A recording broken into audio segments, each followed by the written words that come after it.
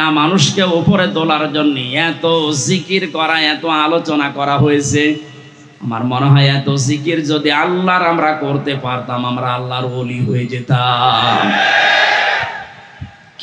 কত ব্যথা কত ভাবে সয়েছ যে তুমি, তোমার খুনে লাল তায়েফের ভূমি।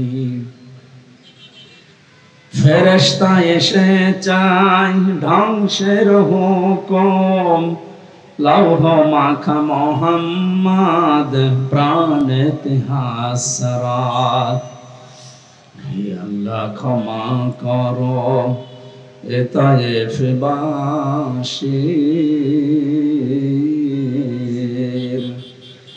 এরা বোঝেনি তো আমি যে মোহাম্মদ, হৃদয়ে মোহাম্মদ।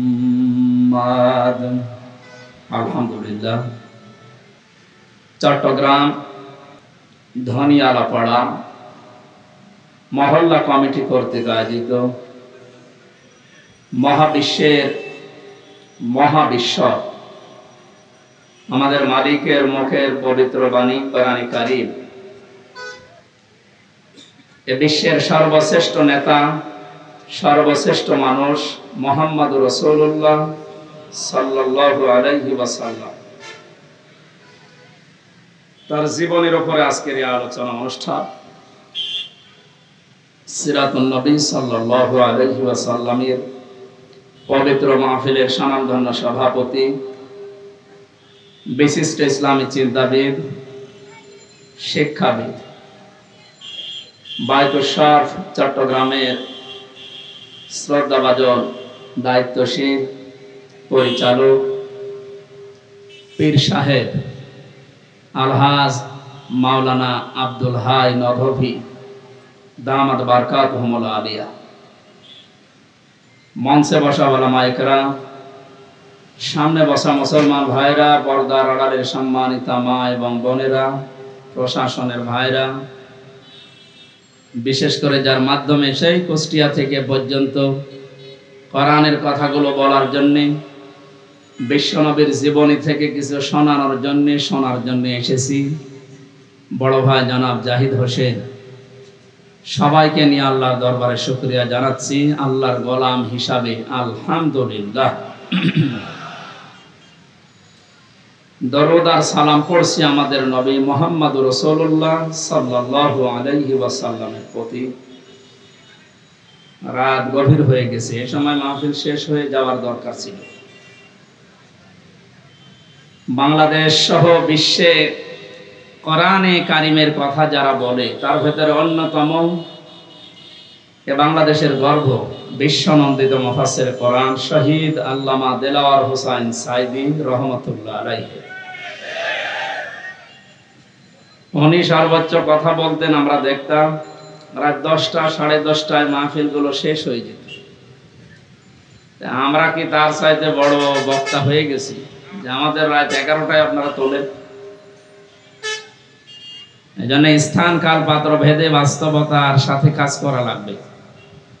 এখন রাত 11টা বাজে, এখন যদি বলেন না এটা দিনের 11টা হবে, হবে আগস্টের 5 তারিখের আগ পর্যন্ত হতো। একটা মানুষকে আমরা দেখতাম, উনি যা বলতো ও সত্য হোক মিথ্যা হোক ওইটাই। আমার মনে হয় উনি যদি এখন আসতেন আর যদি বলতেন এখন দিনের 11টা, আমরা বলতাম ঠিক আছে। এইরকম একটা অবস্থায় ছিলাম। সাদাকে সাদা বলা, কালোকে কালো বলার যোগ্যতা দেশে আমাদের ছিল না। যাদের ছিল তাদেরই মুখ বন্ধ করে রাখা হতো। সুতরাং আমরা এত রাত পর্যন্ত অনুষ্ঠানগুলো চলা ঠিক না, এইভাবেই মত দেই। আগামীতে কোনো জায়গায় অনুষ্ঠান হলে সর্বোচ্চ রাত 10টা 10:30টায় শেষ করে দেবে। সামনে মাসের অক্টোবরের 3 তারিখে বাংলাদেশ জামাতে ইসলামী চট্টগ্রাম জেলা এবং ইসলামী ছাত্র শিবির চট্টগ্রাম মহানগরী যারা দায়িত্বে আছেন, ওনারা সিরাত অনুষ্ঠান একটা নিয়েছেন আমার লালদিঘি ময়দানে। মানে রাত 9টায় চলবে, 10টা 10:30টায় শেষ হয়ে যাবে ইনশাআল্লাহ। 8:30টায়, 8:30টা থেকে 9:30 বা 10টায় আমরা শেষ করে দেব। ওই রকম অনুষ্ঠান সাজাবেন, তাহলে আমি আসবো। আর এই পর্যন্ত যদি করেন যে তুলবেনই রাত 11টায়, তাহলে আমার আগে থেকে মানা করে দেব। আমার তো আরো কাজ কাম আছে, শরীর টিকছে না। আপনারা জানেন আমি 3টে বছর জেলখানার ভেতরে ছিলাম বিনা কারণে, কিছু জানি না। আলহামদুলিল্লাহ কয়েকদিন আগে আমার মামলা সব খারিজ হয়ে গেছে। যিনি জজ ছিলেন মামলার কপি হাতে নিয়ে বলছে আমি কি দেখে রায় দেব, এর ভেতরে কোনো তো মাল নেই, সব বাদ দিয়ে দিলাম। উনি এতদিনও এই মামলা হাতে ছিল, কিন্তু রায় দিতে পারেনি, খারিজ করে দিলাম এই কথা বলতে পারেনি, কারণ ওনার হাত বাঁধা ছিল। বৈষম্য বিরোধী ছাত্র আন্দোলনে যে 9টা দফা আছে, তার ভেতরে অন্যতম দফা এই যে আমরা এদেশে কারো হাত বাঁধা দেখতে চাই না। আমরা চাই সবার হাত খোলা থাকবে। আপনারা জানেন এদেশে 1628টা মানুষ দায়িত্ব পালন করে মেন ভাবে। এই যে এরকম চেয়ার 1628, কত? এর ভেতরে 1627টা চেয়ারের হাত বাঁধা ছিল, শুধু যিনি হাজী সাহেবা ওনার হাতটা খোলা ছিল। যেহেতু হাত খোলা ছিল, যখন যা মনে করতো তাই করত। আর বাকি সে কাওয়া কাকু থেকে শুরু করে এই হাসাও মাহমুদ পর্যন্ত, আর আমাদের কুষ্টিয়ার হানিফ সহ যারা এই দেশের চেয়ারে ছিল, সব যাই বলেন সব চাপার উপরে। এইটাই বাস্তবতা। আপনি মন খারাপ করেন আর মন ভালো করেন, এইটাই বাস্তবতা ছিল। ওনাদের সবার হাত বাঁধা ছিল। কি ছিল? যেহেতু এখন হাত সবার খোলা হয়ে গেছে, আমরা চাই কিয়ামতের আগে দেশে যেন কারো হাত আর বাঁধা না থাকে। যারা যেখানে দায়িত্ব পালন করবে, হাত খোলা অবস্থায় শহীদ আবু সাইদের মতো যেন হাত মেলে দিতে পারে ইনশাআল্লাহ। দল মত জাতি বর্ণ ধর্ম নির্বিশেষে এই অনুষ্ঠানটা আজকে শুধু বাংলাদেশ জামাত ইসলামী আর ছাত্র শিবিরের না, সবার জন্য। হাদা বায়ানুল লিন্নাস হুদাল লিন্নাস। কোরআনে কারীম যেমন সবার জন্য, আজকের এই আলোচনাও হবে সবার জন্য। গত কয়েকদিন আগে দিনাজপুর শহরে 10 জন মানুষ মুসলমান হয়েছে এক স্টেজে আমার কাছে। কোরআনে কারীমের আলোচনা তাদের কাছে ভালো লেগেছে, তারা পছন্দ করেছে, আর আল্লাহ পাক হেদায়েত দিয়েছে। আমরা যেন ওই রকম নিয়ত নিয়ে শুনি যে আমরা যেন হেদায়েত যা পেয়েছি আরো উপরে যেতে পারি। নাকি আমার মতো আপনার মতো কোরআনে কারীম শুনেছিল আব্দুল্লাহ বিন ওবাই, কিন্তু হেদায়েত পায়নি, বলেন না কেন? তারও আমার মতো দাড়ি ছিল, জব্বা ছিল, পাগড়ি ছিল, হাতে তসবিহ ছিল, নবীর পেছনে নামাজ পড়তো। আপনি নামাজ পড়েন হয়তো বায়তুল শরফে, সে নামাজ পড়তো কাবা শরীফে আর মসজিদে নববীতে। সে নবীদের সাথে ইফতারি করতো রোজাকা অবস্থায়। কোথায় পৌঁছিয়েছিল বলেন তো? কিন্তু হেদায়েত পায়নি। মারা যাওয়ার পরে তার জানাজার নামাজ পর্যন্ত রাসূলুল্লাহকে আল্লাহ পড়তে দেয়নি। ও বলছে সুবহানাল্লাহ। কোন এলাকায় আসলাম? এটা লোকের জানাজার নামাজ পড়তে দিচ্ছে না, যদি সুবহানাল্লাহ বলে। এখানকার শ্রোতা তো মনে হচ্ছে সেরকম মানের শ্রোতা না, এরা তো কখন সুবহানাল্লাহ কখন নাউজুবিল্লাহ। এক লোকের কাছে দোকানে যে লোকজন বলছে চাচা আপনি চা খান, আপনার ছেলে তো A+ পেয়েছে, বলছে নাউজুবিল্লাহ। অন্তত সেরকম করছে, একটু বুঝে শুনে বলবেন। মসজিদে নববীতে নবীজি বসা 22 জন সাহাবী নিয়ে। কতজন? একটা ছোট্ট বাচ্চা আসলেন, ডাক দিয়ে বলেন হে রাসূল, আমার বাবা মারা গেছে, আপনাকে 2টা কথা জানাতে বলেছে আমার বাবা। 1 নম্বরে আপনার জুব্বা খুলে দেবেন আমার বাবার জন্য, আমি কাফনের কাপড় বানাবো। 2 নম্বরে আপনি আমার বাবার জানাজা পড়ে তাকে কবরে রাখবেন। নবীজি বললেন ঠিক আছে চলো। 21 জন দাঁড়িয়ে গেছে, 1 জন বসে আছে, হযরত ওমর রাদিয়াল্লাহু তাআলা আনহু। উনি নবীজির জামা টেনে ধরলেন। খুব খেয়াল করে শুনবেন, বাস্তবতার সাথে এই ১৫০০ বছর পরেও মিলে যাবে ইনশাআল্লাহ। নবীজি ডাক দিয়ে বলেন, ওমর জামা ছেড়ে দাও। হযরত ওমর বলেন, ইয়া রাসূলুল্লাহ, যে লোকটার জানাজার নামাজ পড়ার জন্য আপনি দাঁড়িয়ে গেলেন, জায়গায় জুব্বা খুলে দেবেন বলে আপনি ইচ্ছা করেছেন, আপনি জানেন না এই লোকটা আপনার পেছন থেকে ৩০০ মানুষ নিয়ে উহুদের ময়দান থেকে ভেগে গিয়েছিল। আপনি শিশুর মতো ক্রন্দন করেছিলেন ওই দিন, আপনি দয়া করে জামা দেবেন না। নবীজি বললেন, ওমর জামা ছেড়ে দাও, আল্লাহ আমাকে এখনো নিষেধ করে নাই তার জানাজা পড়তে। বদরের ময়দানে যে ১৪ জন মানুষকে আটক করা অবস্থায় বন্দিশালায় বন্দি করে রাখা হয়েছিল, তাদের ভেতরে আমার চাচা হযরত আব্বাস ছিল।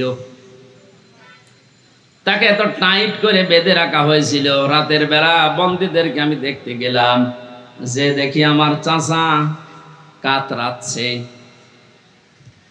তুমি আমার ডান দিকে ছিলে, আব্দুল্লাহ বিন উবাই যে মারা গেছে ও আমার পেছনে ছিল বাম দিকে। আমার চাচার এই অবস্থা দেখে নিজের জামা ওই দিন খুলে আমার হাতে দিয়েছিল, হে রাসূল, এটা আপনার চাচাকে দেন। যেহেতু দুনিয়াতে আমার চাচার একটা উপকার করেছে লোকটা, কিয়ামতের ময়দানে হয়তো এ দাবি তুলতে পারে, এই জন্য আমার জামা দিয়ে ওরে আমি শোধ করে দিলাম। ওর কাছে আমি কোনো ঋণ থাকলাম না, দেন, জামা দিয়ে দেন। ২২ জনের ২১ জন সহ তার সন্তান ওই যে আব্দুল্লাহ, তাকে সহ যাচ্ছেন। বিশ্বনবী জানাজার নামাজ পড়ানোর জন্য কাতার সোজা করে দাঁড়িয়েও গেছেন। শুরু করবেন জানাজা, হঠাৎ জিবরাইল এসে বলেন, হে নবী দাঁড়ান।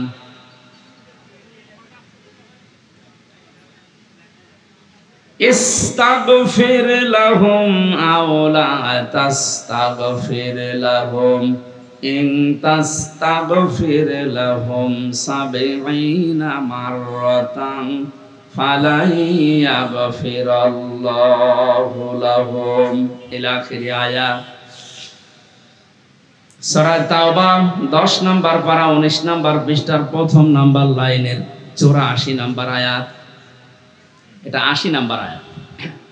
প্রথম অংশে আল্লাহ জানিয়েছেন, নামাজে দাঁড়াবো আমি, হঠাৎ জিবরাইল আমাকে বলে, হে নবী, আপনি এই মানুষটার জন্য যদি ক্ষমা চান আর ক্ষমা না চান, দুইটাই সমান হবে।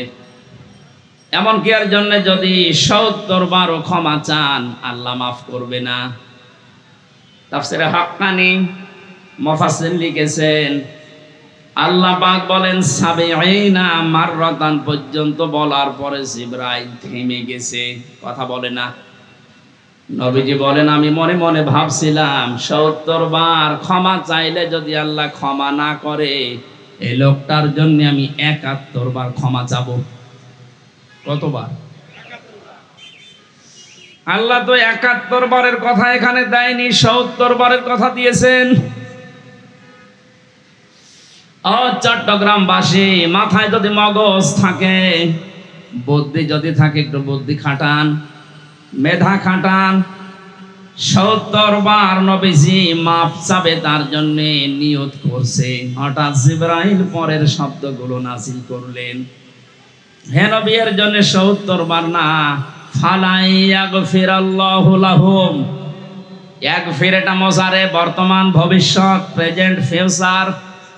মজারের আগে লান আসলে অর্থ হয় কখনোই হবে না।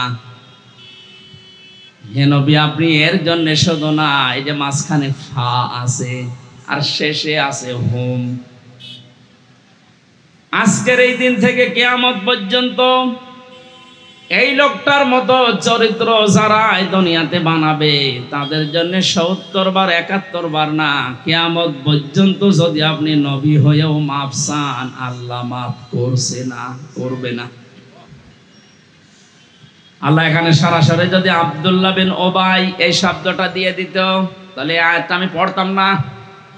যেহেতু হোম দিয়েছেন, এটা জমির বহুবচন, এই হোমের ভেতরে উবাই যেমন আছে, কিয়ামত পর্যন্ত ওর চরিত্র দুনিয়ায় যারা ধারণ করবে তারাও আছে। তাহলে সে নামাজ পড়েছিল, রোজা রেখেছিল, রাসূলের পেছনে নামাজ পড়তো, রোজা রাখতো, ইফতারি করতো, তার দাড়ি, জুব্বা, পাগড়ি, তসবিহ, দস্তরখানা বিছিয়ে খাবার খাওয়া, খাবারের পরে মিষ্টি খাওয়া, মেসাক করা, ওর পুরা জীবন আমি পড়ে দেখেছি একটা চুল কিচ্ছু কম পাইনি। খালি একটা বিষয় ওর বিরোধিতা ছিল, দিন এই জমিনে কায়েম হোক, ওইটা চাইতো না। আমার মনে হয় এখন যদি কোরআনের আয়াত নাজিল হওয়ার সিস্টেম থাকতো, যেহেতু হোম শব্দটা আছে বাংলাদেশে, বহু মানুষের নামের আগে পরে আল্লাহ আয়াত নাজিল করে দুনিয়ায় পাঠিয়ে দিতেন। আদম আলাইহিস সালামের জামানায় কোরবানির সিস্টেম ছিল, চাটিয়াল ময়দানে মানুষেরা কোরবানি রেখে আসতো, আকাশ থেকে আগুনের ঝলক এসে পুড়িয়ে ফেলতো। যারটা হালাল টাকা ওটা পুড়ে যেত, আর যারটা টাকা হারাম, এই দরবেশের মতো, এ তো পুরাটাই হারাম। ৩৬,০০০ কোটি টাকার মালিক লোকটা ঋণ করেছে, আপনি চিন্তা করেন তো। ও যদি ১০০ বার দুনিয়ায় হায়াত পায়, এর ঋণ সব দিতে পারবে? আমরা অনেকেই বলি সাদগায়ে জারিয়া, যে মাওলানা বলছিল সাদগায়ে জারিয়ার নাম শুনলে বুক ভরে যায়। আরে ভাই, সাদগায়ে জারিয়া যেমন আছে, গোনায়ে জারিয়াও আছে। গোনায়ে জারিয়া নেই? এই লোকটা কত মানুষের টাকা আত্মসাৎ করেছে বলেন এবার। যতদিন পর্যন্ত এই বাংলাদেশ থাকবে, ও হয়তো মারা যাবে আর ৫-৭ বছর ১০ বছর পর। যত মানুষের টাকা মেরে খেয়েছে, আত্মসাৎ করেছে, তাদের সন্তান আদি আসবে, তারপরে তার সন্তান পরবর্তী প্রজন্ম আসবে, ওর নাম শুনলেই গালি দেবে, হারামি দরবেশ। ও যে হারামি, ওর দাড়ি কাটার দিনই আমি বুঝে ফেলেছি। শুধু ও না, আমার তো মনে হয় ওই দলে যারা আছে, আপনি তাকান, এদের যে দাড়ি, এদের যে টুপি, এদের যা, এগুলো সব মেকি, মানুষ দেখানো ছাড়া কিচ্ছু না। এটা একটা মানুষ এত সুন্দর সাদা দাড়ি কেটে ফেলতে পারে? ওর যা চেহারা সুরত হয়েছিল, ওর বউ পর্যন্ত মনে হয় চিনা সম্ভব না।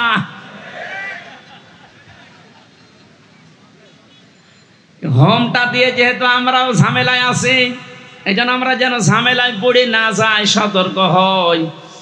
এই বাংলাদেশে যারা দিন কায়েম করতে চায় না, যারা বাধা দেয়, তারা কাফের, আর যারা সাপোর্ট করে না, তারা মুনাফিক। আব্দুল্লাহ বিন উবাই সরাসরি দিন কায়েমে ছিল না, ও বাধা দেয়নি, কিন্তু সরাসরি সাহায্য না করে এটা যেন কায়েম হতে না পারে, তাদেরকেও সাপোর্ট করত। এর সাথে এবার আপনি জীবন মিলাবেন।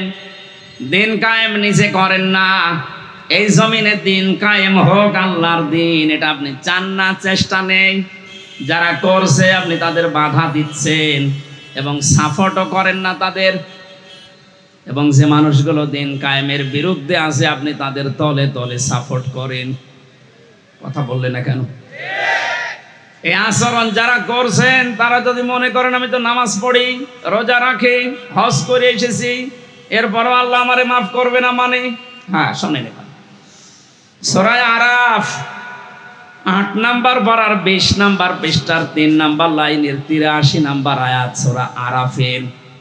আল্লাহ পাক বলেন, লূত আলাইহিস সালামের জামানায় ২ জন ফেরেশতাকে আমি পাঠালাম আসরের সময়, ডাক দিয়ে বললাম, লূত নবী উম্মতদেরকে নিয়ে চলে যান এখান থেকে, মাগরিবের সময় আল্লাহর গজব এখানে নাজিল হবে, কিন্তু সাবধান, আপনার স্ত্রীকে নেবেন না। ফাজাইনাহু ওয়া আহলাহু ইল্লা মারাতাহু কানাত মিনাল গাবিরিন।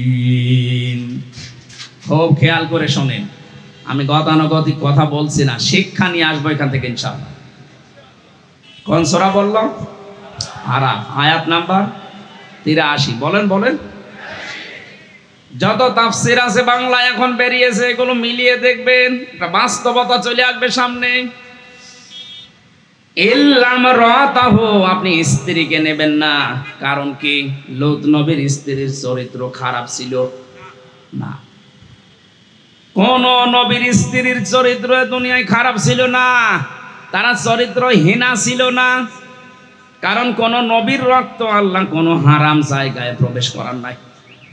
কথা বুঝতেছেন? তারা হয়তো বিরোধিতা করেছে, বাতিলকে গোপনে সাপোর্ট করেছে, কিন্তু কোন হারাম রক্তের ভেতরে আল্লাহ নবীদের রক্ত প্রবেশ করার নাই। কারণ এই পৃথিবীতে নবীরা ছিলেন বিশ্ব নেতা। কি ছিলেন? আরো জোরে বলেন। কিয়ামত পর্যন্ত নবীদের নেতৃত্বই টিকে থাকবে। তাহলে নবীরা যেহেতু নেতা, নেতা হওয়ার 7টা গুণ লাগে। তার 1 নম্বরে তাদের জন্ম। প্রতিটি নবী ছিলেন বৈধ জন্মের অধিকারী। হযরত ঈসাকে নিয়ে অনেকে কথা বলে যে ওনার বাবা নেই, ওনার জন্ম না। হযরত ঈসা দোলনায় থেকেই বলেছিলেন, আলা ইন্নী আবদুল্লাহ। তোমরা যারা আমাকে বৈধ অবৈধ এই মানদণ্ডে উল্টাপাল্টা কথা আমার চরিত্রে লাগাতে চাও, শুনি নাও, আমি পরিচয় তুলে ধরলাম, আমি আল্লাহর বান্দা। আতানিয়াল কিতাব ওয়া জাআলানি নাবিয়্যা। আল্লাহ আমাকে কিতাব দিয়েছে এবং এ জামানার নবী করে পাঠিয়েছে। দোলনায় থাকতে কেউ কথা বলতে পারে না, এইটাই পৃথিবীতে মানুষ জানে। কিন্তু 3 জন মানুষকে আল্লাহ তাদের মুখ দিয়ে দোলনা থেকে মায়ের কোলে বসিয়ে কথা বলিয়ে চরিত্রের গ্যারান্টি দিয়েছেন। জোরে বলেন সুবহানাল্লাহ। হযরত ইউসুফ নবীর চরিত্রের গ্যারান্টি, ওইটাও দোলনায় বসে মায়ের কোলে বসে কথা বলেন না কেন? আর একজন আল্লাহর ওলির চরিত্রের গ্যারান্টি দিয়েছিল কোলে বসে একটা বাচ্চা। আর এদিকে হযরত ঈসা। এই 3 জন মানুষ একেবারে দোলনায় মায়ের কোলে বসে জবান থেকে মানুষের মতো কথা আমাদের মতো স্পষ্ট ভাবে জানিয়েছে, আমি অবৈধ না, আমি আব্দুল্লাহ, আল্লাহর বান্দা।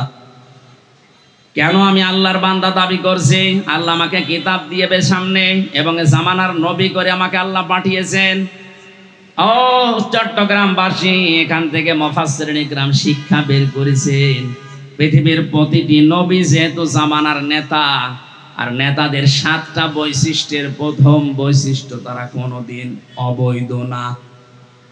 কোন হারাম রক্তের ভেতরে আল্লাহ বিশ্ব নেতা যারা হবে তাদের রক্ত প্রবেশ করার নাই। অথচ বাস্তবতা পুরা উল্টা। তামাম দুনিয়ায় এখন বহু বিশ্ব নেতা বের হচ্ছে যাদের মা এক ধর্মের, বাবা আর এক ধর্মের। এটা জোরে বলার দরকার। এটা কি বোঝেন আপনি? আন্দাজে দাবি করলেই হবে যে বিশ্ব নেতা? আপনি তার জীবনী পড়ে দেখেন তো। আপনি হাসছেন মানে বুঝে ফেলেছেন? হ্যাঁ, আপনার অত বোঝার দরকার নেই। আমি কি এটা বানালাম বলেন তো? তার জীবনী পাওয়া যাচ্ছে, পড়েন। আমার ফাঁসি চাই এই বইটা একটু কেনেন। তার মা কোনটা, বাবা কোন ধর্মের আপনি দেখতে পাবেন। তার ছোটবেলার নাম কি সেইটাও আপনি দেখতে পাবেন। বিশ্ব নেতা হয় কি করে বলেন তো? 7টা কারণ পেয়েছি সূরা ইয়াসিনের তাফসীর পড়তে গিয়ে। ওখানে প্রথম নাম্বারে বিশ্ব নেতা যারা দুনিয়ায়, আল্লাহ পাক তাদের রক্তকে কোনো হারাম রক্তে ঢোকান নাই। হযরত লূত নবীর স্ত্রীর চরিত্র খারাপ ছিল না, সে বেশ্যা ছিল না, সে চরিত্রহীনা ছিল না, সে জেনা ব্যভিচার করে নাই, সে ভালো মানুষ। কিন্তু তলে তলে চরিত্রহীন যারা তাদেরকে সাপোর্ট করত। কথা বলে না কেন? আপনি বলেন তো এই আয়াত থেকে কি পেলেন? নিজে ভালো মানুষ, নিজে নামাজ পড়ে রোজা রাখে, দাঁড়িয়ে আছে, জুব্বা আছে, হজ করে আসে, নিজের বউ পর্দায় থাকে, কিন্তু তলে তলে এমন মানুষকে সাপোর্ট করে যার চরিত্র ভালো না। এরকম মানুষ দেশে নেই? যারা ইসলামী শিক্ষাকে ধ্বংস করে খ্রিস্টান, ইহুদি এবং হিন্দুদের শিক্ষা ব্যবস্থা জারি করার চেষ্টা চালিয়েছিল, তাদেরকে আপনি সাপোর্ট করেন, তাদেরকে সমর্থন জানান, তাদেরকে মহব্বত করেন, ভালোবাসেন, আর আপনি বলেন আমি নামাজ পড়ি, রোজা রাখি, হজ করে এসেছি, আপনার অবস্থাও লোক নবীর স্ত্রীর মতোই হবে। আমি এর চাইতে আর নিচে নামতে পারলাম না। সুতরাং এর পরও যদি কেউ না বোঝার ভান করে থাকেন, ওটা আপনার উপরে ছেড়ে দিলাম। আমি যে কথাটা তুলতে চেয়েছিলাম এখানে, এই যে লোকটার নাম বলছিলাম, আল্লাহ পাক যদি শুধুমাত্র এর জানাজা পড়তে নিষেধ করতেন, কবরের পাশে দাঁড়িয়ে দোয়া করতে নিষেধ করতেন, তাহলে নামটা সরাসরি কোরআনে আল্লাহ দিয়ে দিতেন। ওর নাম আল্লাহ না দিয়ে জমির দিয়েছেন হোম। তার মানে কিয়ামত পর্যন্ত আয়াতটা থাকবে, ওর মতো চরিত্র দুনিয়া যাদের হবে তাদেরও জানাজা পড়া কবরে দেওয়া জায়েজ নেই।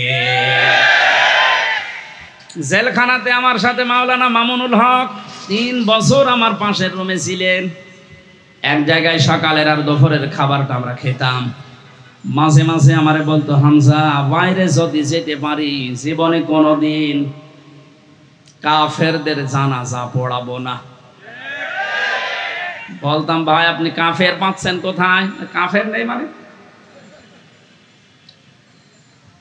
আমরা এখানে অনেকেই যারা বসে আছি, অজু করলে অজু ভেঙে যায় 7টা কারণে, এটা অনেকে জানেন না? নামাজ পড়লে নামাজ ভেঙে যায়, নষ্ট হয়ে যায় 19টা কারণে, এটা জানেন তো? আমাদের যে ঈমান এনেছি, ঈমান যে ভেঙে যায় 10টা কারণে, আমার মনে হয় অনেক মানুষ জানেই না। ঈমান ভেঙে যায় কোন কারণে? এই পৃথিবীতে কাউকে যদি কেউ আল্লাহর ঊর্ধ্বে মনে করে, তার ঈমান ভেঙে যায়। আজ যারা শিরিক করে, বেদাত করে, ওদের ঈমান ভেঙে গেছে এই কারণে, কারণ ওরা আল্লাহর রাসূলকে আল্লাহর উপরে তুলে ফেলেছে। এক কথা বলেন না কেন? যেখানে যার স্থান আপনি ওই জায়গায় রাখবেন।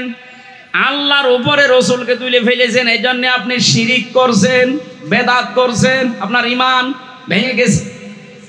আপনার দাড়ি হয়তো আমার মতো আছে, জব্বা আছে, কিন্তু আপনার ঈমান নেই, আপনার ঈমান ভেঙে গেছে। 2 নম্বরে দুনিয়ায় আমরা দেখলাম এই 15.5 বছরে একটা মানুষকে উপরে তোলার জন্য এত জিকির করা, এত আলোচনা করা হয়েছে। আমার মনে হয় এত জিকির যদি আল্লাহর আমরা করতে পারতাম, আমরা আল্লাহর ওলি হয়ে যেতাম। কি হইল বলেন তো এই 15.5 বছরে? আল্লাহ বলেছিলেন কালিমাতুল্লাহি হিয়াল উলিয়া, আমার কালেমা থাকবে সবার উপরে। অথচ এই 15.5 বছরে দেখলাম না, আল্লাহু আকবার নেই, লা ইলাহা ইল্লাল্লাহ নেই, উপরে আছে অন্যজন। আল্লাহ এত বেশি রাগান্বিত হয়েছিলেন, সমলে ধ্বংস করে দিয়েছেন। এখন প্রধান উপদেষ্টার পেছনে লেখা দেখেছেন, মাথার উপরে লা ইলাহা ইল্লাল্লাহ মুহাম্মাদুর রাসূলুল্লাহ। আমরা এইটাই চাই, কথা বলেন না কেন? শুধু এইটা না, বাংলাদেশের যে সমস্ত বিশ্ববিদ্যালয় থেকে মনোগ্রামে ইকরা বিসমি রাব্বিকাল্লাযী খলাক, ইন্নাদ-দীনা ইনদাল্লাহিল ইসলাম, এগুলো বাদ দেওয়া হয়েছে। আমরা চাই এগুলো আবার পুনরায় ওখানে সংযোজন করা হোক। হ্যাঁ, দাবি করেন না? এটা কি দুনিয়ার কোন মানুষের দাবি? কেন মানুষের দাবি না? বিশ্বনবী যেই দিন নবুয়ত পাবেন, ওই দিন তাকে জিবরাইল এসে বলেছিলেন ইকরা, তিনি বললেন আমি পড়তে পারি না। দ্বিতীয়বার যখন বললেন ইকরা, বলেন না মা আনা বিকারি, আমি জানি না পড়তে। তৃতীয়বার যখন বুকে চাপ দিয়ে বললেন ইকরা বিসমি রাব্বিকাল্লাযী খলাক, নবীজি পর শুধু পড়েন নাই, 5টা আয়াত পড়েছিলেন। আমি আবার বলছি, গতানুগতিক কথা আমি বলি না, এখান থেকে শিক্ষা আছে 5টা। এদিকে তাকান, এক নম্বরে জিবরাইল বললেন, এতক্ষণ বারবার বলি যে পড়েন পড়েন পড়েন, আপনি পড়েন না। এখন যে একেবারে 5টা আয়াত পড়লেন আমার সাথে, নবীজি বলেছিলেন যে এতক্ষণ তো আপনি আমাকে বলেননি যে রবের নামে পড়া লাগবে, আপনি শুধু বলেছেন ইকরা, পড়ো। তো কি পড়বো? যখনই বলেছেন বিইসমি রব্বিকা, রবের নামে, আমি আর দেরি করি নাই। এটা শুধু আজকে না, কিয়ামত পর্যন্ত আমার উম্মত যারা দুনিয়ায় আসবে তাদের জন্য এইটাই শিক্ষা, তারা যেন রব বাদ দিয়ে কারো নামে না পড়ে। অথচ এটা পুরা উল্টিয়ে ফেলেছিল ওরা, আল্লাহর নামে পড়াশোনা বাদ দিয়ে বাবার নামে আরম্ভ করেছিল। সুনামগঞ্জের সাল্লায় এক মাদ্রাসায় ইসলাম শিক্ষা পড়াচ্ছে এক হিন্দু। কোথায় পৌঁছিয়েছিল শিক্ষা আপনি টের পেয়েছেন? আর এগুলোর জন্য দায়ী চট্টগ্রামের এই ছেলেটা।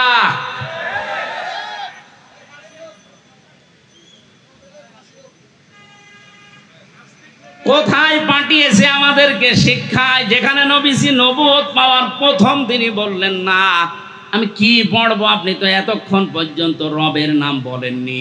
রবের নাম বলার সঙ্গে সঙ্গে আমি পড়েছি। সুতরাং আমার উম্মতেরা যেন এটা কিয়ামত পর্যন্ত মনে রাখে যে রব ছাড়া পড়া জায়েজ নেই। রব বাদ দিয়ে যদি পড়া হয় ওটা পড়া হবে ঠিক, কিন্তু ও পড়ায় মানুষ হবে না। আমি যে এই চোখে দেখেছি, বিশ্ববিদ্যালয় থেকে অনার্স মাস্টার্স শেষ করে বের হয়ে যাবে কয়েকদিন পর, শিক্ষক ক্লাস নিচ্ছে, জুতা দিয়ে পিটাচ্ছে ছাত্র, বলছে শালা তোরে মেরেই ফেলবো। শিক্ষক বলছে বাবা তুই আমারে মাফ কর, জীবনে আমি আর ক্লাস নেব না। বলে না, তোরে মেরে ফেলবো। এটা ছাত্র, এটা কি?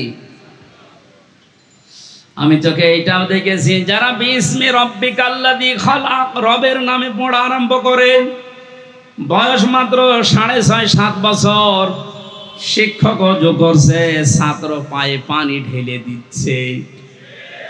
ওইটাও তো ছাত্র, ওটা মাস্টার্স করছে, আর এটা কেবল শুরু করেছে ইকরা বিসমি, এটাও ছাত্র। রবের নামে পড়া আর রবের বাইরে পড়ার পার্থক্য দেখলেন? আহ্বান জানাবো, এখন থেকে আপনার ছেলে হোক আর মেয়ে হোক, 3টা বছর অন্তত যেখানে রবের নামে পড়ানো হয় 3 বছর পড়াবেন। এরপর আপনি যেখানে দেবেন ইচ্ছা দেন, আমি নিষেধ করি না। 2টা গ্যারান্টি দিয়ে গেলাম, কোনোদিন এই ছেলে মেয়ে নেশা করবে না। কোনোদিন আপনার এই ছেলে মেয়ে আপনাকে বৃদ্ধাশ্রমে রেখে আসবে না। আর যারা রবের নামে বাদ দিয়ে বাইরের নামে পড়ে, তাকান তাদের চরিত্রের দিকে। শিক্ষক ধরে যারা পিটাতে পারে, ওরা বাবা মাকে পিটাবে 1 আর 2। বৃদ্ধ বয়সে তারাই আপনাকে বৃদ্ধাশ্রমে রেখে আসবে। এজন্য বহু চেষ্টা চালিয়েছিল বিভিন্ন কায়দা কৌশলে, পারে নাই। আর আমার যা মনে হচ্ছে, এখন যে দৃশ্য আরম্ভ হয়েছে দেশে, কিয়ামতের আগে কেউ পারবেও না ইনশাআল্লাহ। তাহলে পড়া আরম্ভ করা লাগবে কার নামে? আরো জোরে বলেন। নবীজি ওখান থেকে বাড়িতে আসলেন, ডাক দিয়ে বললেন সাম্মিলুনি সাম্মিলুনি ইয়া খাদিজা, আমাকে ঢেকে দাও, আমি ভয় পেয়েছি হে খাদিজা। এখানে যদি মেয়েদের কানে আওয়াজ যায়, তাদেরকে বলছি সম্মানিত মা বোনেরা, আপনার তো আদর্শ হওয়া দরকার এই দুনিয়াতে 6 জন নারী, যেটা আল্লাহ রাসূলের ঘোষণা দেওয়া। এই পৃথিবীতে একজন মহিলাকে আল্লাহ নিজে সালাম দিয়েছেন, তিনি আমাদের মা হযরতে খাদিজাতুল কুবরা রাদিয়াল্লাহু তাআলা আনহা। কোন জায়গায় পৌঁছালে আল্লাহ নিজে সালাম দেয় বলেন তো? হযরতে খাদিজা বললেন আপনি ভয় পাবেন না। হাদিস শরীফ সাক্ষী, কিয়ামত পর্যন্ত দুনিয়াতে যত স্ত্রী আসবে, এই স্ত্রী লোকগুলো যদি তাদের স্বামীর পক্ষে এই 5টা কথা বলতে পারে, আমরা যারা স্বামী আছি তারা যেন বিশ্বাস করতে পারে আমরা সঠিক পথে আছি। এক নম্বরে হযরতে খাদিজা বলেছিলেন, কাল্লা, কখনো না, আল্লাহি মা ইখসিকাল্লাহু আবাদান, আল্লাহর কসম, আল্লাহ আপনাকে কোনোদিন অপমান অপদস্থ করতে পারে না। ইন্নাকা লা তাসিলুর রহিমা, কারণ আপনি এই দুনিয়ায় রক্তের সম্পর্কগুলো ঠিক রাখেন। স্ত্রী সার্টিফিকেট দিচ্ছে, স্বামী আপনি ভয় পাবেন না, কোনো দুষ্টু জিন পরি কেউ আপনাকে ভয় দেখাতে পারে না, কারণ আপনি রক্তের সম্পর্ক ঠিক রাখেন। তাহলে হাদিস দ্বারা বোঝা যায়, এটা বুখারী শরীফের হাদিস, 3 নাম্বার হাদিস। নবীজির স্ত্রীর এই কথার দ্বারা বোঝা যায় যে স্বামীগুলো মানুষের সাথে তাদের রক্তের সম্পর্ক ঠিক রাখে, তাদের জিন পরি ভূত পেতি এগুলো ভয় দেখাতে পারে না। আমাদের আজ ভয় দেখায় কারণ আমরা রক্তের সম্পর্কগুলো ঠিক রাখতে পারি না। এই কথা বলে না কেন? নিজের আপন বোন গরিবের জন্য খবর নেয় না, ধর্ম বোন পাতিয়েছে ফেনীতে মাসে 3 বার করে যায়। বেশি বলে ফেললাম? সম্মানিত মা বোনেরা, যে পয়েন্টটা বললাম প্রথমে, এটার জন্য আপনিও দায়ী। খাদিজাতুল কুবরা সারা জীবন আপনি যাই করেন, আপনার রক্তের সম্পর্ক যাদের যাদের সাথে আছে এইগুলো আপনি অটুট রাখেন, ঠিক রাখেন। আমরা এমন বউ পেয়েছি রক্তের সম্পর্ক ঠিক রাখার জন্য তাকিদ দেওয়া দূরের কথা, আরো যেন নষ্ট হয় সেই কাজ করে। অনেক স্ত্রী আছে তার কারণে আমি আমার ভাইয়ের সাথে, বোনের সাথে, ফুফুর সাথে, চাচার সাথে, মা বাবার সাথে সঠিক সম্পর্ক রাখতে পারি না। এরকম বউ দেশে নেই? কার বউ এরকম? হাত তোলেন তো। না, আন্দাজে বলবেন না ভাই, মেয়েদের উপর আন্দাজে দর দিচ্ছেন মানে? এরকম বউ তো চট্টগ্রামে থাকার কথা না। সম্মানিত মা বোনেরা, আলহামদুলিল্লাহ,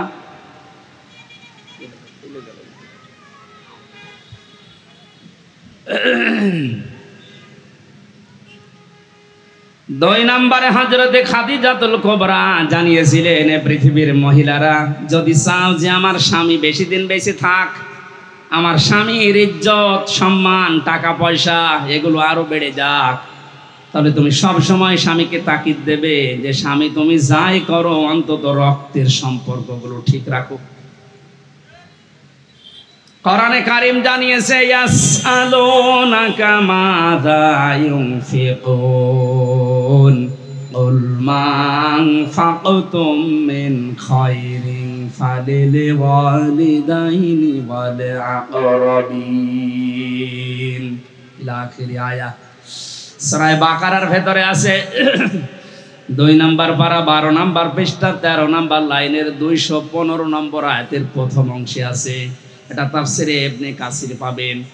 আল্লাহ পাক বলেন, নবী, দুনিয়ার মানুষ যদি আপনাকে বলে যে টাকা পয়সা খরচ করব কোথায়, আমি এতদিন টাকা পয়সা উপায় করি না, এখন উপায় করা শিখেছি, এখন আমি ইনকাম করি, জীবনের প্রথম ইনকামের টাকা আমি কোথায় দিয়ে আসব? কোনো মাজারে, কোনো কবরে, কোনো দরগায়, কোনো পীর সাহেবের দরবারে?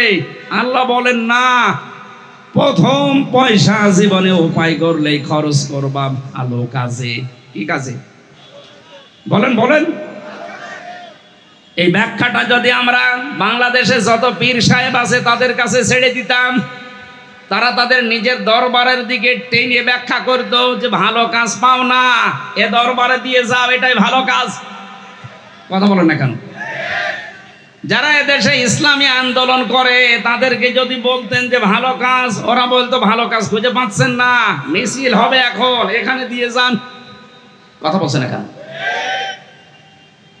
পৃথিবীতে যারা জীবন চিল্লা দিয়ে বেড়াচ্ছে তাদেরকে যদি জিজ্ঞাসা করতেন যে ভালো কাজে খরচ করার কথা, যে ভালো কাজ কোনটা, তারা বলতো ভালো কাজ খুঁজে পান না।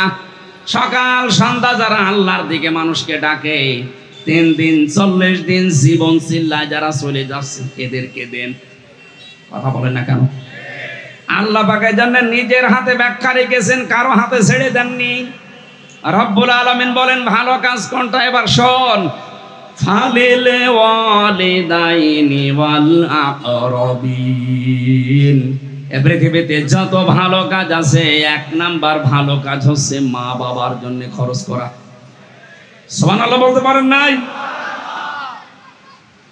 আজ অনেকে চলে যাচ্ছে সে সিলেটে, সেই বরিশালে, চট্টগ্রামে। না, আপনার জন্য আপনার জীবনের প্রথম টাকা খরচ করার দায়িত্ব আপনার মায়ের জন্য, বাবার জন্য। এদের চাইতে বড় পীর দুনিয়ায় আর নেই। কথা বলেন ঠিক কিনা? 2 নম্বরে ওয়াল আকরাবিন, নিকট আত্মীয় যারা, তাদের জন্য খরচ করেন। কোরআন আমাদেরকে যেটা জানিয়েছে তার বাইরে যদি আমরা ইসলাম মানতে যাই, ওটা ইসলাম হবে না বেদাত হবে? আল্লাহ আমাদেরকে বাঁচান, বলেন আমিন। কি বৃষ্টি হচ্ছে? হ্যাঁ,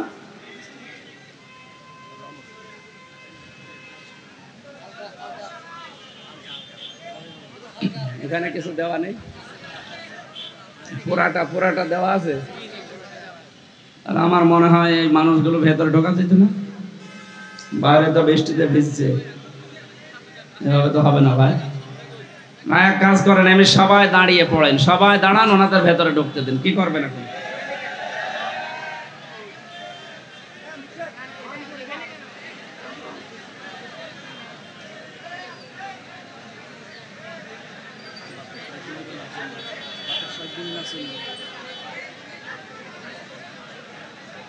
সুবহানাল্লাহ, আলহামদুলিল্লাহ।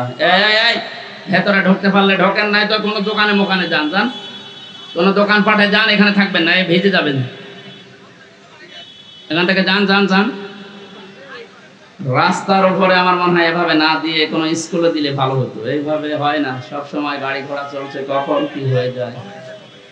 হ্যাঁ, বৃষ্টি তো জোরে আসতেছে, হবে না।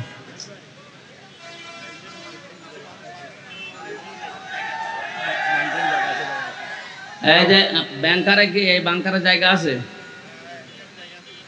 এই যতটুকু ঘেরা আছে এখানে অন্তত পানি পড়বে না, অপরের ত্রিপল দেওয়া আছে। ভেতরে আসেন, আরো ভেতরে আসেন। আর যাদের একেবারে জায়গা হচ্ছে না, একটু কাজ করেন, বাড়ি চলে যান কষ্ট করে।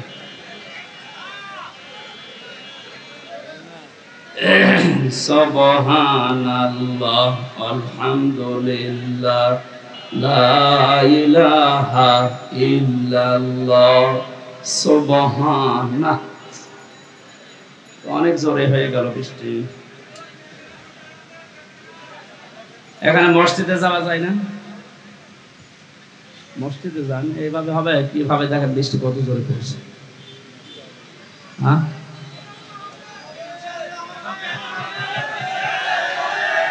হ্যাঁ, আবেগ দিয়ে চলে না, ভিজে গেলে অসুস্থ হয়ে যাবে।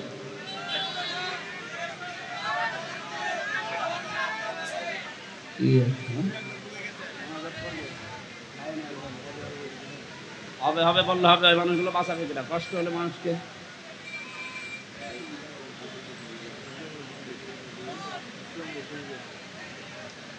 ম্যাক্সিমাম ঢুকে গেছে, এরা কি মানুষ না?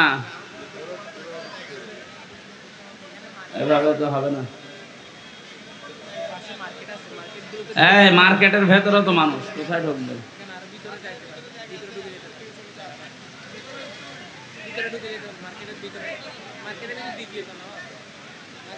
মেঘ তো সেই রকম মেঘ, এ তো ছাড়ার কথা না। যখন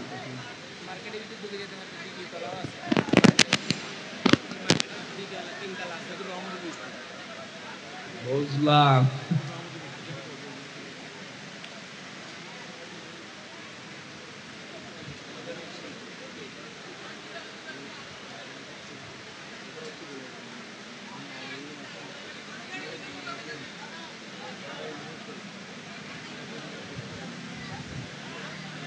সম্মানিত ভাইরা, এখানে কয়েকটা পয়েন্ট ছিল আমাদের।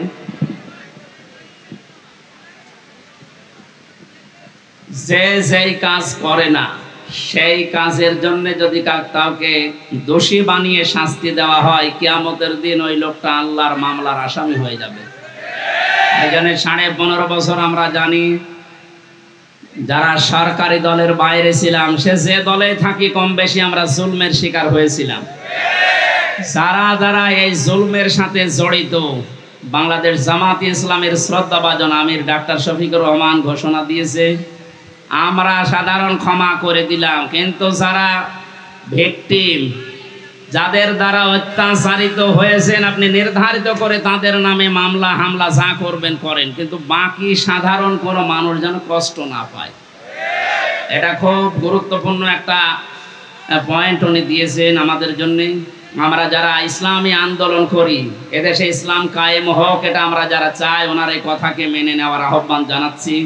সাধারণ কোনো মানুষ যেন আপনার দ্বারা নির্যাতনের শিকার না হয়। না, বৃষ্টি যেভাবে হচ্ছে আর হবে না। আল্লাহুম্মা আমিন।